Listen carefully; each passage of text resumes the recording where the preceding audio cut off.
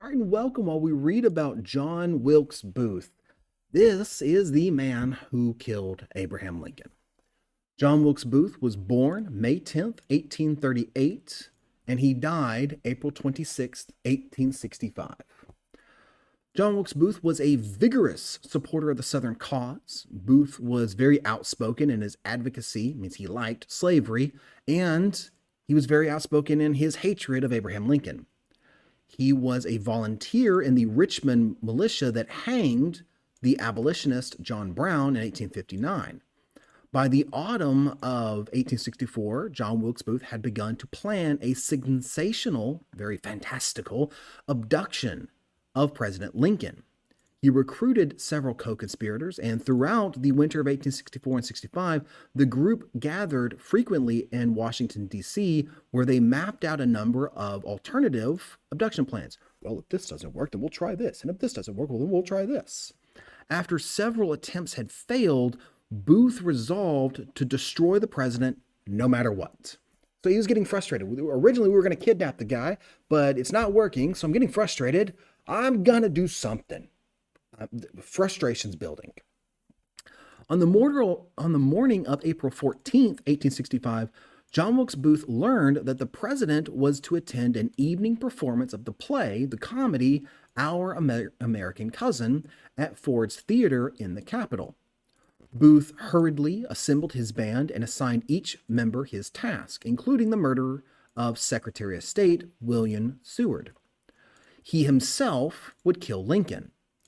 Around about 6 p.m., John Wilkes Booth entered the deserted theater, which then he messed with the outer door of the presidential box, so that way he knew that it could be jammed shut from the inside. He returned during the play's third act to find Lincoln effectively unguarded. Entering the box, Booth drew a .44 caliber Derringer. A Derringer is a tiny little gun. You see a picture of a Derringer at the bottom of the page that only has one shot. But if you're that close, how do you miss? He pulls a .44 caliber Derringer and shoots Lincoln through the back of the head at 10:15 p.m.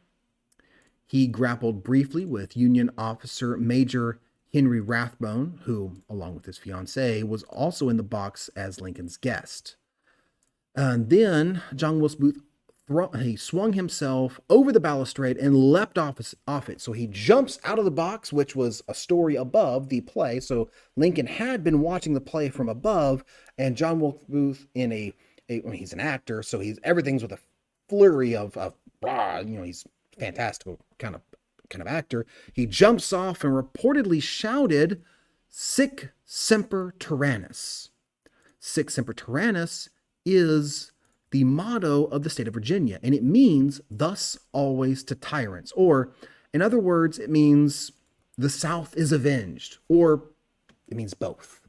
Either way, he's claiming that he's avenging the South. He's getting rid of a tyrant by killing Lincoln. At first, the crowd interpreted the unfolding drama as part of the production, because the moment that Booth shot Lincoln was also at the exact moment in the play when they were talking about killing a tyrant. So people were confused or were watching the play going, "Oh, the death of a tyrant. Oh, the death of a tyrant. Wait. Oh, no." Like, it was horrible. But a scream from the First Lady, the wife of the president, told them otherwise. This is no joke. He landed heavily on the stage. He broke a bone in his left leg and was able to make his escape in the alleyway to his horse. A 23-year-old doctor named Charles Leal was in the audience and hastened to the presidential box immediately upon hearing the shot and Mary Lincoln's scream. He found the president slumped in his chair, paralyzed and struggling to breathe, but not yet dead. Several soldiers carried Lincoln to a boarding house across the street and placed him on a bed.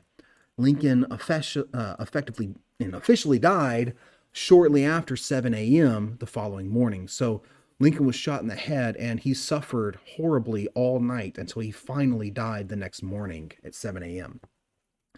Having met up with another of his conspirators, David Harold, John Wilkes Booth fled through Maryland, stopping to have his leg treated by Samuel A. Mudd, who was a Maryland doctor who would later be convicted of conspiracy.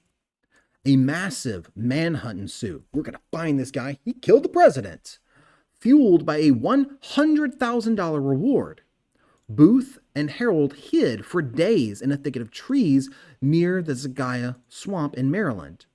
On April 26, federal troops arrived at a farm in Virginia just south of the Rappahannock River, where Booth was hiding in a tobacco barn. Harold gave himself up just before the barn was set afire, but Booth refused to surrender. After being shot either by a soldier or himself, Booth was carried to the porch of the farmhouse where he subsequently died. The body was identified by a doctor who had operated on Booth the year before, and it was secretly buried. There were rumors at the time that the man who had been killed was not actually Booth, and that's why they secretly buried him, though there has never been any evidence to actually support this theory. So, Lincoln's assassination happens April 14th, 1865. So while sitting in his box at Ford's Theater, which you see in the image above me, Lincoln was watching a performance of Our American Cousin. He was shot in the head by John Wilkes Booth and was then carried unconscious across the street and then died 7:15-ish the next morning on April 15th. At the exact same time with the assassination of Lincoln, Secretary Seward was attacked and severely wounded by Lewis Powell, but Secretary Seward did survive. Lewis Powell had been known as through the name of Payne, and he was one of Booth's conspirators. Booth escaped to Virginia and was allegedly trapped in a barn near Bowling Green, where he supposedly shot himself on the 26th of April, although rumors persisted that he survived, that it was all a conspiracy, and that the body that was secretly buried wasn't actually him, that he got it away. And all the beliefs that it was buried was based on the word of this doctor who had supposedly treated him a year before. Oh yeah, they buried him, and I know it was him because I treated him a year before. Not everybody always believes that, although it's likely that that was Booth. 9 people were implicated in the assassination plot. I hope you're learning, and I hope you're having fun.